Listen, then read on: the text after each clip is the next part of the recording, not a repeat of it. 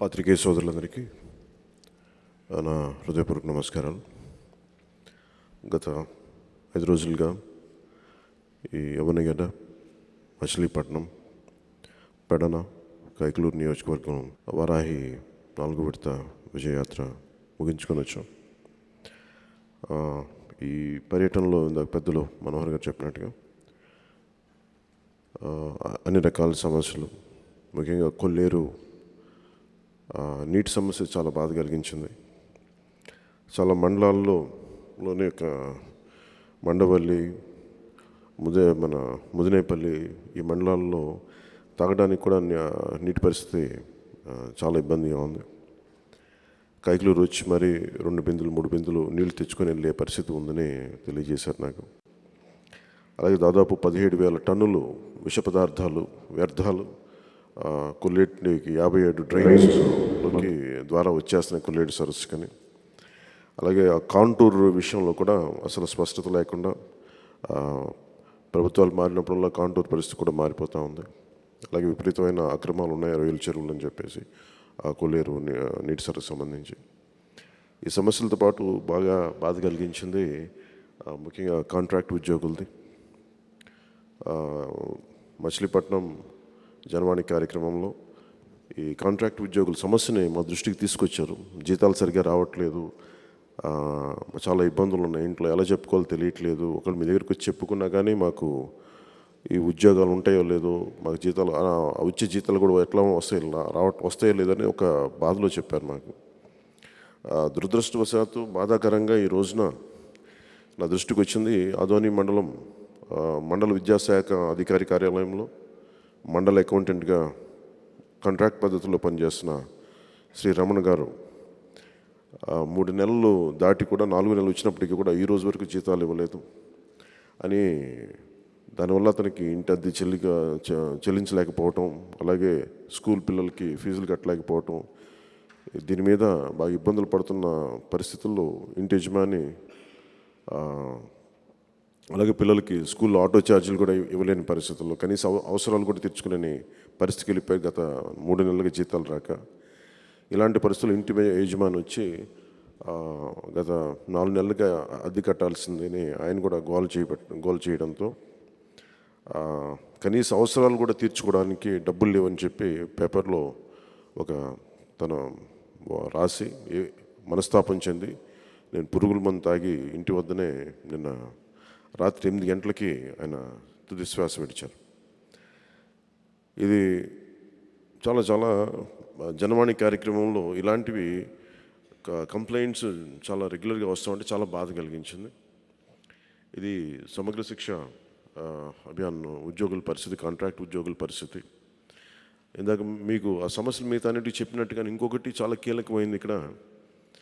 ఈ IAS Indian civil services సంబంధించి all India service ఆఫీసర్స్కి సంబంధించి కన్సాలిడేటెడ్ ఫండ్ ద్వారానే వాళ్ళకి జీతాలు వస్తాయి. అంటే ఏ రాష్ట్ర ప్రభుత్వం కూడా కేంద్రం ద్వారా రాష్ట్ర ప్రభుత్వంలో పనిచేసే దాదాపు మన రాష్ట్రంలో పనిచేసే ట్రైనీలతో సహా కలుపుకొని ఐఏఎస్లు, ఐపీఎస్లు, ఐఎఫ్ఎస్లు దాదాపు 200 మంది ఉన్నారు. దాంట్లో 130 మంది ఐపీఎస్లు, 50 మంది ఐఎఫ్ఎస్ ఆఫీసర్లతో పాటు మిగతా ఐఏఎస్ 206 మంది ఐఏఎస్ అధికారులు, 130 మంది ఐపీఎస్ అధికారులు, 50 మంది ఐఎఫ్ఎస్ అధికారులు ఉన్నారు మన రాష్ట్రంలో కేటాయించబడ్డారు. వీళ్ళకి నెల జీతాలు కేంద్ర ప్రభుత్వం కన్సాలిడేటెడ్ ఫండ్ నుంచి వస్తాయి, రాష్ట్ర ప్రభుత్వంకి ఇచ్చేది కాదు. కన్సాలిడేటెడ్ ఫండ్ సెంటర్ నుంచి వచ్చే కన్సాలిడేటెడ్ ఫండ్ నుంచి వస్తాయి. దురదృష్టం ఏంటంటే ఇప్పుడు సర్వశిక్ష అభియాన్ ఉద్యోగులకి ఎలా జీతాలు ఇవ్వట్లేదో వీళ్ళకి కూడా రాష్ట్రాన్ని నడిపే కీలకమైన ఐఏఎస్, ఐపీఎస్, ఐఎఫ్ఎస్ అధికారులకు కూడా ఈ నెల దాటిన తర్వాత ఒక 20 రోజులకు కానీ ఉద్యోగాలు రావట్లేదు. అలాగే former chief secretary LV Subrahmanyam గారు కూడా రికార్డ్ ఆయన చెప్పింది, ఆయన పెన్షన్ సరైన టైంకి రావట్లేదు, ఇరాటిక్గా వస్తుందనేది ఆయన చాలా బేసిక్ కంప్లైంట్ చేశారు. ఎంత స్థితిగా వెళ్ళిపోయిందంటే ఈ రాష్ట్ర ప్రభుత్వం కనీసం ఐఏఎస్లు, ఐపీఎస్లు కూడా సకాలంలో జీతాలు ఇవ్వలేని పరిస్థితి వచ్చింది. ఇంత ఇన్ఎఫిషియెంట్ ప్రభుత్వం, ఇంత ఇన్ఎఫెక్టివ్ ప్రభుత్వం, దానితోడు మిగతా పార్టీలు ఈ సమస్యలు లేవనెత్తే వాళ్ళ మీద దాడులు, అలాగే ఏమాత్రం కొద్దిగా మాట్లాడుతూ ఉంటే వాళ్ళ మీద హయ్యెస్ట్ ఈ సెడిషన్ కేసెస్ని రికార్డ్ చేసిన స్టేట్గా నమోదు చేసిన స్టేట్గా ఆంధ్రప్రదేశ్ తెలుస్తూ ఉంది. ఈరోజుకి ముఖ్యమంత్రి వీటన్నిటి విషయం మీద ఏ రోజు కూడా జనసేన పార్టీ ఇన్ని సంవత్సరాల్లో మేము ఎన్ని ప్రెస్ మీట్స్ పెట్టాం, వీళ్ళు ఇంటరాక్ట్ అయ్యాం. Not even being chief minister, not even one press meet. ఇది ఇతనికి జవాబుదారీతనం లేదు. అలాగే ఐఏఎస్లు ఐపీఎస్లకు సంబంధించిన జీతాలని ప్రత్యేకించి అది వాళ్ళ జీతాలను కూడా దారి మళ్లించేశారు. ఇది కాన్స్టిట్యూషన్ వైలేషన్, రాజ్యాంగ ఉల్లంఘన అనేది వీళ్ళ సహజ గుణం అయిపోయింది మన ఈ వైసీపీ వాళ్ళది. ఇవన్నీ ఇంకెక్కడో చూస్తే దీనికి చర్మాంకం పలకాల్సిన అవసరం ఉంది అని చెప్పి మేము అందరం కలిసికట్టుగా నిర్ణయించుకున్నాం. ఈ పరిస్థితుల్లో ముఖ్యంగా గత కొద్ది రోజులుగా ఫాల్స్ కేసులు, అభియోగాలు మోపి కేసుల్ని పెడుతూనే ఉన్నారు. గత కొన్ని నెలలుగా ఖచ్చితంగా టీడీపీ నాయకుల మీద పెడతా వచ్చారు బిగినింగ్ నుంచి కూడా. ఆ క్రమంలో జనసేన నాయకుల మీద కూడా చాలా ఈవెన్ వెళ్ళి ఒక నిరసన తెలియజేసినందుకు కూడా వాళ్ళ మీద అటెంప్ట్ మర్డర్ కేసులు పెట్టిన దాఖలాలు ఉన్నాయి. అలాగే నేను విశాఖపట్నంలో ఉన్న ఇక్కడ మొన్న హైదరాబాద్ నుంచి ఇక్కడికి వస్తుంటే కూడా మనకి బోర్డర్లో ఆపేసిన గొడవలు, అలాగే ఫ్లైట్ కూడా టేక్ ఆఫ్ కాకూడదు అని చెప్పి స్థానికంగా ఉన్న ఈ ఎస్పీ కూడా ఈ ఎయిర్పోర్ట్ అథారిటీస్కి చేయటం, ఇవన్నీ వీళ్ళు చాలా ఒక భయానకమైన వాతావరణం క్రియేట్ చేస్తూ ఉన్నారు. వీటన్నిటినీ కేంద్రం దృష్టి కూడా తీసుకెళ్ళాం ఈ మధ్యనే. కేంద్రానికి కూడా తెలియజేసాం, కేంద్ర నాయకత్వానికి తెలియజేసాం ఈ పరిస్థితులు బాగలేదు. బీజేపీ జాతీయ నాయకత్వానికి తెలియజేసాం ఈ పరిస్థితులు బాగలేదు, ఆంధ్రప్రదేశ్ మీద ప్రత్యేకమైన దృష్టి పెట్టాలి, ఇది హై టైం అనేది వారికి తెలియజేసాం. అలాగే నేను మాట్లాడుతూ ఉంటే మన వైసీపీ నాయకులు కూడా బీజేపీతో పొత్తు వెళ్ళిపోయింది అని చెప్పి ఇలా మాట్లాడుతుంటే, మా పార్టీలో మేము ఎవరితో పొత్తులు పెట్టుకుంటాం, ఎవరితో ఉంటాం అనేది మేము ఎవరికి చెప్పాల్సిన అవసరం, ప్రజలకు చెప్తాం. అలాగే మేము ఎక్కడ పోటీ చేయాలి, ఏం పోటీ చేయాలి, అది మా స్వీయ నిర్ణయం. అది దీంట్లో వైసీపీకి ఏమాత్రం సంబంధం లేదు. మీరు మాట్లాడాల్సిందే మేము ఎవరితో పొత్తు పెట్టుకున్నాం, వీటన్నిటికంటే కూడా ఎన్ని స్థానాల్లో పోటీ చేస్తాం అనేకంటే కూడా ఢిల్లీకి వెళ్ళి అడుక్కోవడానికి వెళ్ళే పరిస్థితులు ఇక్కడ డబ్బులు అయిపోయారు, ఐపీఎస్లు ఖాళీ చేశారు, కాంట్రాక్ట్ ఉద్యోగాలకి డబ్బులు పే చేయరు. మీరు వెళ్ళి ఢిల్లీలో అడగాల్సింది. పక్కనున్న తెలంగాణ రాష్ట్రానికి 2014లో నేను మోదీ గారితో ప్రచార కార్యక్రమం ఉన్నప్పుడు ఆ రోజున అందరికీ ఒక నిజామాబాద్లో పసుపు బోర్డు కావాలని చెప్పి అందరి కోరిక. ఆ రోజున ఆ కోరిక నెరవేర్చింది మొన్నే ప్రధానమంత్రి గారు అనౌన్స్ చేశారు. అక్కడ అపారంగా మంచి పసుపు పంట పండే చోట మాకు టర్మరిక్ బోర్డు కావాలనేది చాలా చిరకాల వాంఛ తెలంగాణ రైతాంగానికి. ఈ రోజున అది నెరవేర్చారు, అది ఇనిషియేట్ చేశారు ఆ ప్రాసెస్. ముఖ్యమంత్రి ఇన్నిసార్లు కేంద్రానికి వెళ్ళినా కానీ ఏ రోజున కూడా మనకు కావాల్సిన క్యాష్యూ బోర్డు కానీ కోకోనట్ బోర్డు కానీ మనం తెప్పించుకోలేకపోయాం. మా మీద మేము పొత్తులు, సీట్లు, ఇవన్నీ ఇలాంటి అవాకులు చవాకులు మీరు మాట్లాడే కంటే కూడా ఢిల్లీకి వెళ్ళి క్యాష్యూ బోర్డు, కోకోనట్ బోర్డు వీటి గురించి అవి రప్పించుకునేలా చేయండి. 30 మంది ఎంపీలు పెట్టుకుని ఏం చేస్తారు? టీలు కాఫీలు తాగడానికి మీరు వెళ్తుంది అక్కడ పార్లమెంట్లో.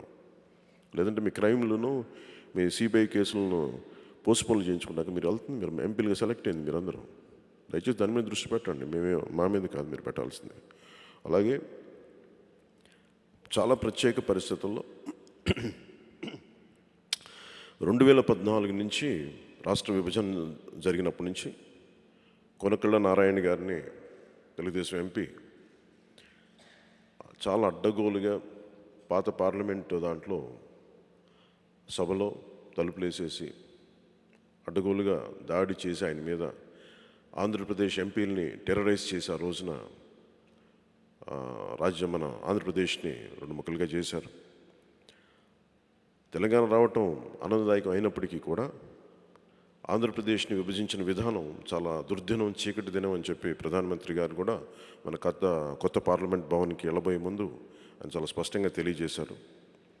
ఆ రోజు నుంచి కూడా జనసేన ఆంధ్రప్రదేశ్ భవిష్యత్తు బాగుండాలి, ఆంధ్రప్రదేశ్కి స్థిరత్వం ఉండాలి, ఒక స్థిరమైన ప్రభుత్వం కావాలి, దాంట్లో చాలా కన్స్ట్రక్టివ్ రోల్ ప్లే చేయాలనేది ఒక చాలా బలంగా నిర్ణయం తీసుకొని ఆ రోజు నుంచి కూడా ప్రధానమంత్రి గారు నరేంద్ర మోదీ గారి నేతృత్వంలో ఉన్న బీజేపీ, అలాగే రాష్ట్రంలో చంద్రబాబు నాయుడు గారి నేతృత్వంలో ఉన్న టీడీపీకి మేము సంపూర్ణ మద్దతు తెలిపాం. అలాగే ఆ రోజు నుంచి ఈ రోజు వరకు రాష్ట్ర రక్షణ కోసం, రాష్ట్ర స్థిరత్వం కోసం మేము పాటుపడుతూనే ఉన్నాం. అలాగే మేము పొత్తు ఎన్డీఏలో ఉన్నాం.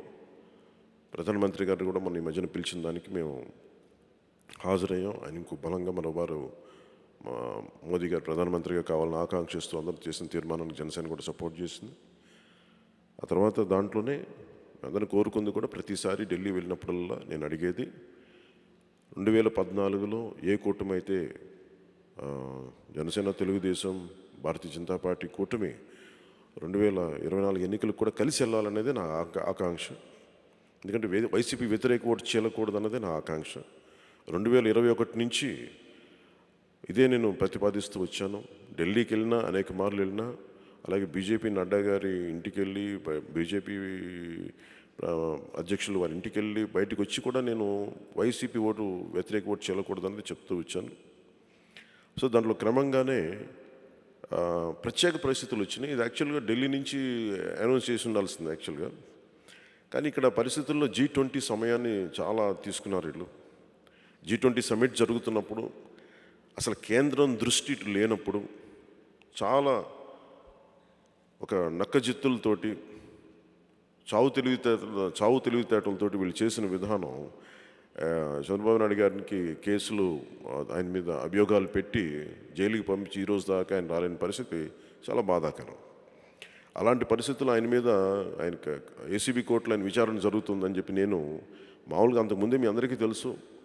ఒక 2 రోజులు నేను ఇక్కడ కార్యక్రమాలు ఉన్నాయి. ఆయన అరెస్ట్ అవుతారని కూడా తెలుసు. నా పాటికి నేను బయలుదేరుతా ఉన్నాను. ఆ దారిలో నాకు తెలిసింది అట్లా ఆయన కర్నూలు అరెస్ట్ చేశారని చెప్పి. సో ఆయన అది వస్తుంది కదా, ఒక ప్రాసెస్ నడుస్తుంది చూద్దామని చెప్పి నేను మామూలుగానే పలితే నన్ను ఎయిర్పోర్ట్లో నా ఫ్లైట్ని టేకాఫ్ కానివ్వకుండా ఆపేశారు. అలాగే నన్ను బోర్డర్లో ఆపేశారు. ఇలాంటి పరిస్థితుల్లో ఒకవైపు ఏమో కేంద్రం G20 నాయకత్వంతో G20 సమ్మిట్లో చాలా బిజీగా ఉన్నారు. నాయకులు ఎవరు అందుబాటులో లేరు. అలాంటి పరిస్థితుల్లో నేను రాజమండ్రి జైల్లో చంద్రబాబు గారిని పరామర్శించడం, బయటికి వచ్చి లోకేష్ గారి, బాలకృష్ణ గారి సమక్షంలో ఖచ్చితంగా జనసేన మద్దతు తెలపడం. ఎందుకంటే కొన్నిసార్లు నిర్ణయాలు తీసుకున్నప్పుడు నేను జనసేన అనేది ఒక ఇండిపెండెంట్ పార్టీ, అది దో మేము అలయన్స్లో ఉన్నప్పటికీ కూడా వేరే ఇండిపెండెంట్ పార్టీ, మాకు బలమైన స్ట్రెంత్ ఉంది, మాకు బలమైన ఓట్ బేస్ ఉంది. సో వాటిని దృష్టిలో పెట్టుకొని ప్రత్యేకించి మేము అప్రోచ్ కాలేకపోయాం. కాబట్టి ఢిల్లీలో G20 సమ్మిట్లో అందరూ ఉండిపోయారు కాబట్టి, ఎవరు అందుబాటులో లేరు కాబట్టి నేనే కొంచెం నిర్ణయం తీసుకొని నేను చెప్పేశాను ఆ రోజు. సో నేను వైసీపీ వ్యతిరేక ఓటుకి చీలనివ్వను అనే దానికి ఏ మాట అయితే చెప్పానో ఆ మాటకి నేను కట్టుబడి ఉన్నాను. అదే నేను ముందుకు తీసుకెళ్తూ వచ్చాను. సో దాంట్లో భాగంగానే జనసేన, తెలుగుదేశం సమన్వయ కమిటీ ఉండాలి అని చెప్పి రెండు పక్షాలు నిర్ణయించుకున్నాయి. మీకు తెలిసిన విషయం కూడా, ఆల్రెడీ బీజేపీ, జనసేన కూడా సమన్వయ కమిటీ ఉంది. ఈ 3 పక్షాలు, బీజేపీ కూడా ఈ కూటమి కలిసి వస్తేనే మనస్ఫూర్తిగా ఆశిస్తున్నాను ఈ రోజున. So Janasena BJP committee already మేము అది యాక్షన్లో ఉంది. మొన్న మధ్యన బీజేపీ, జనసేన కలిసి కూడా పంచాయతీకి సంబంధించిన కార్యక్రమం చేసాం. ఈ క్రమంలో నేను ఇది అనౌన్స్ చేశాను కాబట్టి జనసేన, తెలుగుదేశం సమన్వయ కమిటీ కూడా చాలా అవసరం అనిపించింది. సో దానికి చైర్మన్గా సమన్వయ కమిటీకి శ్రీ పెద్దలు పిఎస్సి చైర్మన్, మాజీ ఉమ్మడి రాష్ట్ర సభాపతి శ్రీ నాదెండ్ల మనోహర్ గారు చైర్మన్గా, ఆయన నేతృత్వంలో సభ్యులుగా శ్రీ బి మహేందర్ రెడ్డి మన జనసేన ఉపాధ్యక్షులు, అలాగే ఉమ్మడి ఈస్ట్ గోదావరి జిల్లా తూర్పుగోదావరి జిల్లా అధ్యక్షులు శ్రీ కందులు దుర్గేష్ గారు, అలాగే ఉమ్మడి పశ్చిమ గోదావరి జిల్లా అధ్యక్షులు శ్రీ కొటికులపూడి గోవింద్ గారు, అలాగే జనరల్ సెక్రటరీ పాలవలస యశస్విని గారు, అలాగే మన నర్సాపురంకి, అలాగే మా మత్స్యకారులకు సంబంధించిన ప్రత్యేకమైన పోరాటాలు చేస్తూ పార్టీలో అందరి మన్ననలు పొందిన శ్రీ బొమ్మిడి నాయకర్ గారు, వీళ్ళు 5 మంది సభ్యులుగా ఉండి మనోహర్ గారి నేతృత్వంలో ఇది ముందుకెళ్తుంది. సంప్రదింపులు కానీ, అలాగే భవిష్యత్తులో 2 పార్టీలు కలిసి ఎలాగ కార్యక్రమాలు చేయాలి, వీటన్నిటి మీద 1-2 రోజుల్లో ప్రకటన వెలువడుతుంది. So thank you very much.